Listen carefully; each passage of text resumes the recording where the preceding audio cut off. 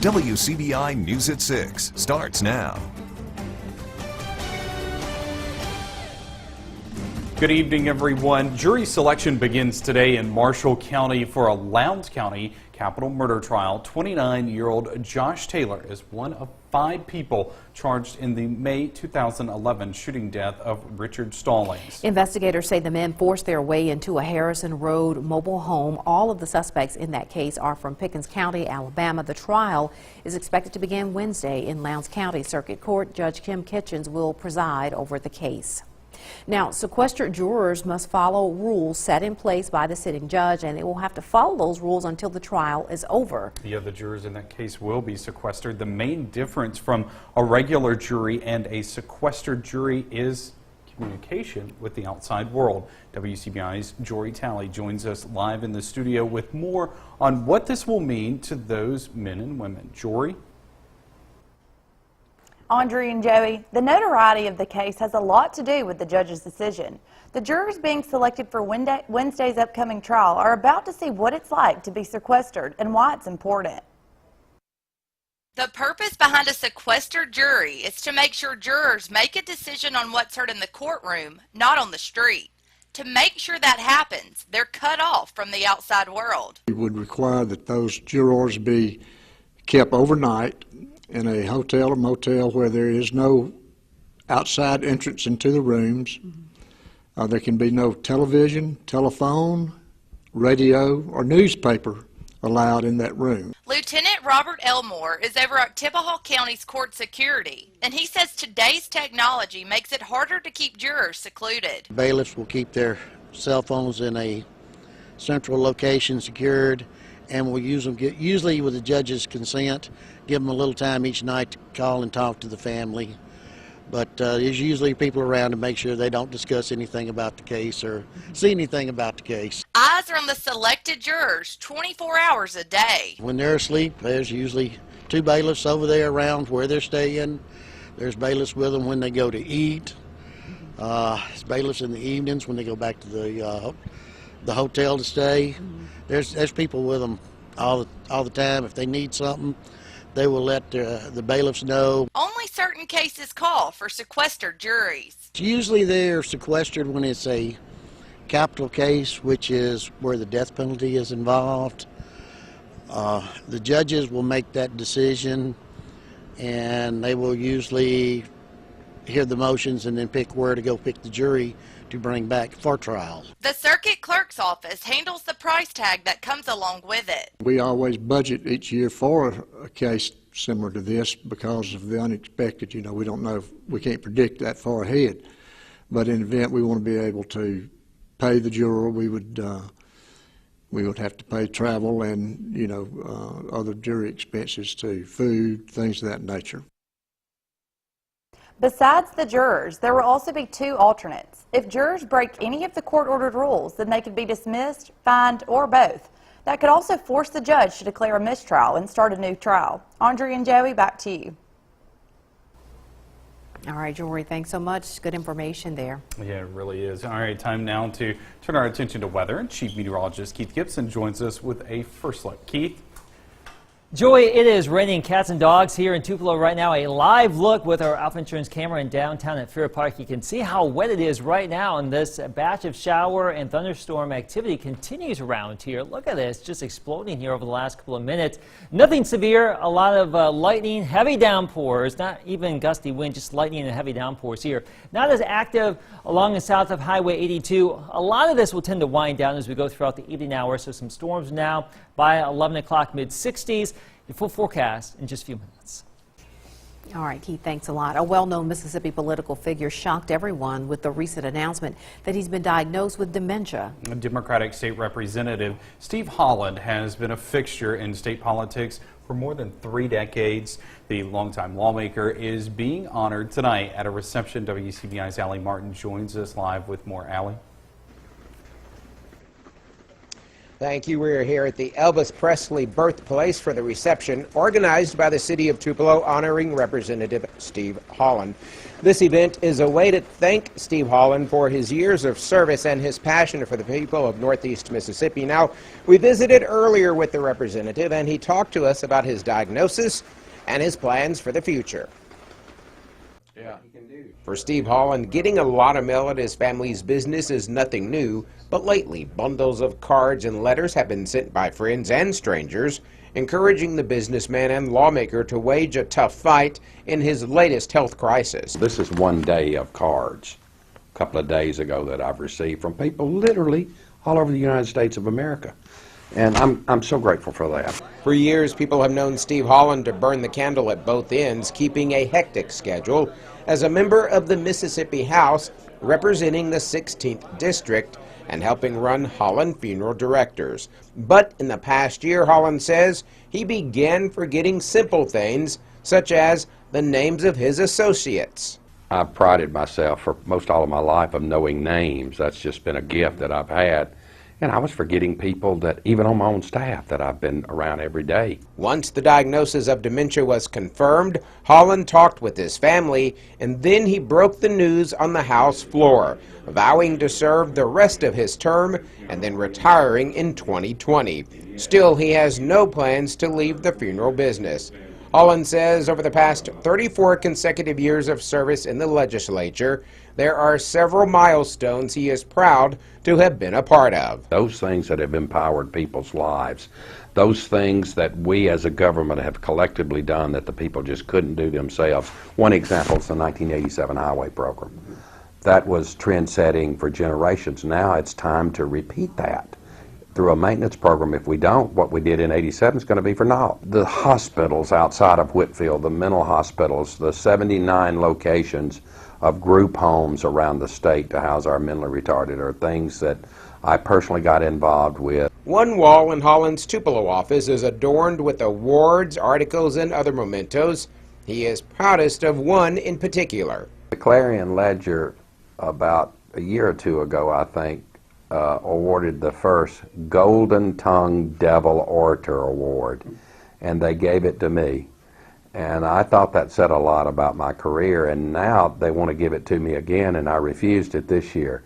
So in turn, they've named it forever the Steve Holland Golden Tongue Orator Award for the state of Mississippi. The 61-year-old says he is following doctor's orders, getting more rest, exercising regularly, and eating better. He is also planning a family vacation this year, but that destination is a secret. And it will be a well-deserved vacation. Representative Holland will be given a key to the city of Tupelo. As we mentioned, we are here at the new edition here of the Elvis Presley birthplace. Now, Steve Holland was instrumental in helping the state give money to fund improvements and additions at the birthplace. It's just one of many projects he's been involved with through the years. We're in Tupelo now. We'll send it back to you in the studio. All right, thanks a lot, Allie, for that live report. Well, Columbus Public School leaders prepare to talk contract. And a private school picks a new leader. Those stories when we come back. Watching WCBI News at 6 with Andrea Self and Joey Barnes. Welcome back. The Columbus School Board will discuss Superintendent Dr. Philip Hickman's contract. A special meeting of the Columbus Municipal School District Board of Trustees is scheduled for tomorrow morning. An agenda for the meeting shows the board will go into executive session to consider extending Hickman's contract. He was hired in July of 2014 to a 4-year contract, making $175,000 a year. Hickman was an assistant superintendent in the Houston, Texas School District before coming to Columbus. The Columbus Christian Academy School Board names Jay Watts of Ruleville as the school's new administrator. Watts has 30 years experience in independent school education, including Kirk Academy and Pillow Academy, where he served as head of school. Watts has also been a teacher, coach, athletic director, high school principal, and dean of students. The new CCA administrator holds both a bachelor's degree from Mississippi State and a master's degree in education leadership from MSU. He has served as president of both the Mississippi Independent Schools Coaches Associations and Educational Association. Watts officially becomes administrator at CCA July 1st. Some creepy clouds across the area today with these storms moving on through. That was the view near Aberdeen, and check this aerial shot, likely from a drone near Tupelo with some of that activity coming on in. More on the storms we have out there right now, plus a look ahead at the rest of the week after the break.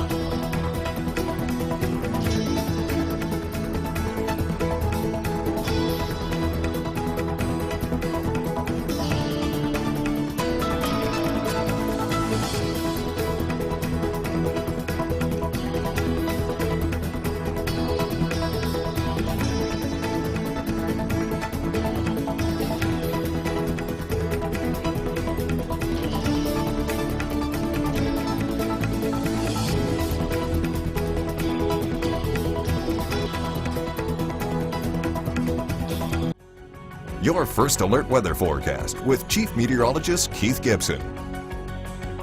Great to see you on this Monday afternoon. Watch this. This is our Alpha Insurance time lapse from downtown Tupelo over the last hour. You can see these clouds and showers and storms moving on in. Just some torrential rain, raining cats and dogs. Now let's take a live look into Tupelo right now. You can still see traffic moving along just fine. The rain has let up a little bit, but a few minutes ago it was really coming on down. And we still have this rain that will be out there for the next couple hours, it would appear. You can see we have the heaviest rain just to the north of where that Skycam shot is. But along the I-22 corridor right now, it is raining pretty good over towards Fulton and even towards Red Bay, Alabama. All of this is lifting to the northeast.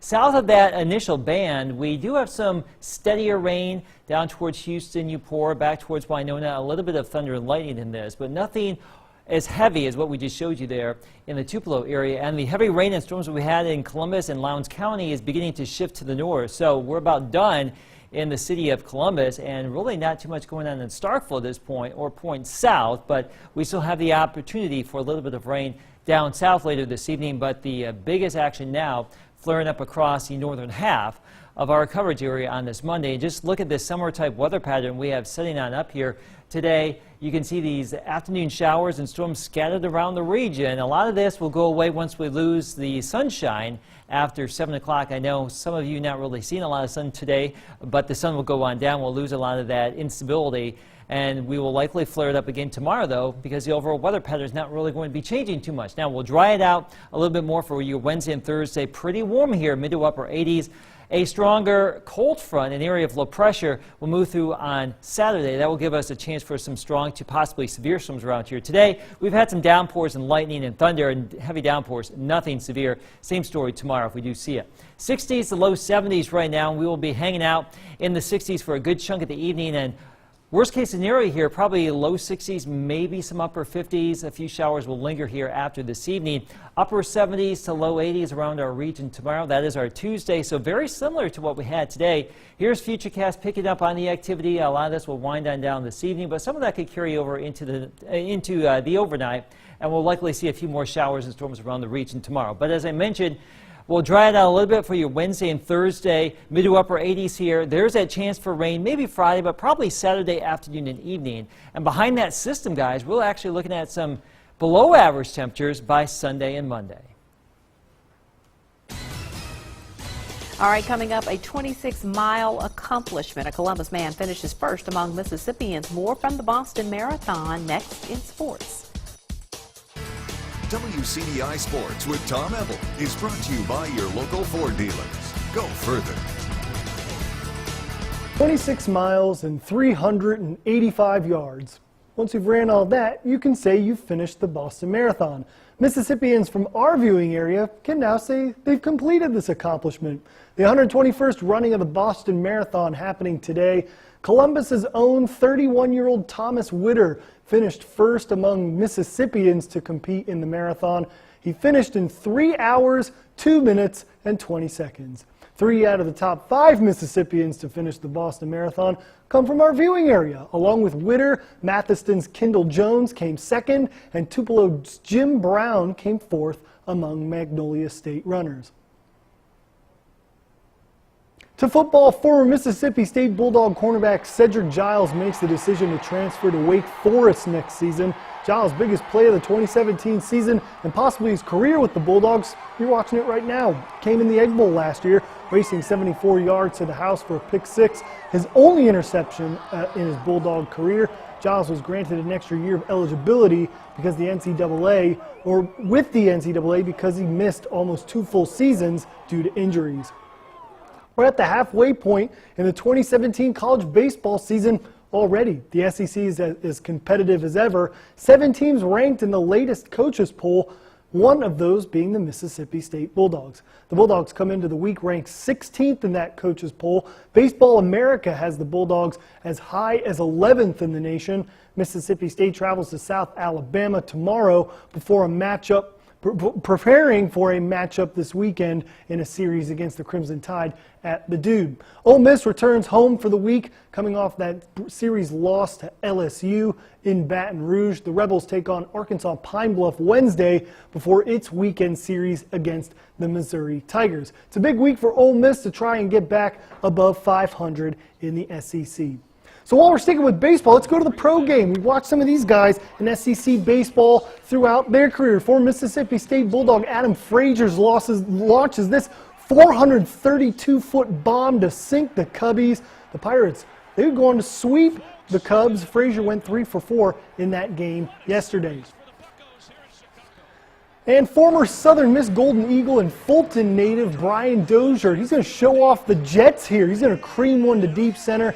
It's going to bring in the Twins' only run on the night. But look at Dozier. The hat comes off. The man is flying through third. This inside the park homer is just the Twins' only run in their loss to the White Sox yesterday. And, of course, all the Mississippi State Bulldogs. But let's talk about former Ole Miss guy, Zach Kozar. He leads the majors in triples this season. Here's one he dinged this weekend against the... Where is it? He's with the Reds taking on the Minnesota Twins. And so Kozar, he's also leading the National League. Brewers, that's what it is. Thank you, Joey. He's also leading the National League with a 432 batting average. Of course, the Brewers and Padres, they all look the same. Blue uniforms. I'm all getting all mixed up here. But those guys were wearing their PF Flyers this week. Yeah, especially Dozier, man. Losing the helmet, Brown in third base, thought he was going to lose his shoes or they were going to light on fire or something like that. All right, thanks, Tom. We'll be right back after this. Stay with us. Some wet weather here across our region right now. Ooh, look how slow that radar's chugging along. I forgot to speed it up, but you can get the general gist of it. We do have some pretty good downpours across our area right now. A lot of that's going to go away this evening, but we'll flare up some additional activity tomorrow. Warm midweek, some strong storms possible Saturday, and then maybe some cool stuff. Let's hope the actual rain is going faster than that radar. Oh, man, I tell you what, there's some Pontiac and roadways this afternoon, so be advised. Yeah. Yeah, but we kind of needed the rain. So. We certainly did. Yeah, for sure. All right, thank you so much for joining us, everybody. Have a great night.